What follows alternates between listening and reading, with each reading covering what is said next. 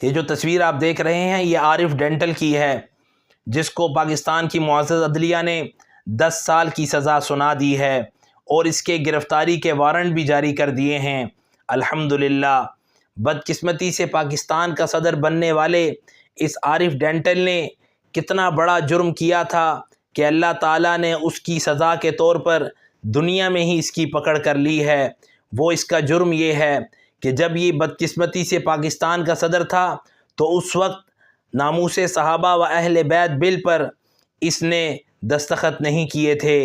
غیروں بلکہ گستاخ صحابہ و اہل بیت کے دباؤ میں آ کر ان کو خوش کرنے کی خاطر اس نے تمام عشاق صحابہ و اہل بیت اور محافظین ناموس صحابہ و اہل بیت کے دل کو دکھایا تھا۔ اب یاد رکھا جائے یہ درد تو صدیوں تک عشاق صحابہ و اہل بیت اور ناموس صحابہ و اہل بیت کے محافظین کو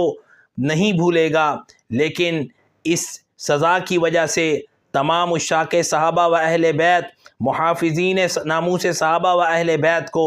دگنی خوشی ہوئی ہے، اس لیے کہ اتنی محنتوں، کاوشوں اور قربانیوں کے بعد ناموس صحابہ بل اس ڈیش انسان کے ٹیبل تک پہنچایا گیا تھا، لیکن اس ڈیش انسان نے ساری کاوشوں، قربانیوں کو ضائع کرنے کی کوشش کی اور اس پر دستخط نہ کیے۔ اللہ تعالیٰ سے دعا ہے کہ اللہ تعالیٰ جلد سے جلد ناموس صحابہ و اہل بیت بل کو پاکستان کے آئین کا حصہ بنا دے، جو ان کوششوں میں ان کی مدد نصرت فرمائے، رکاوٹیں پیدا کرنے والوں کو ہدایت عطا فرمائے اور اس سے درس عبرت پکڑتے ہوئے رکاوٹوں کو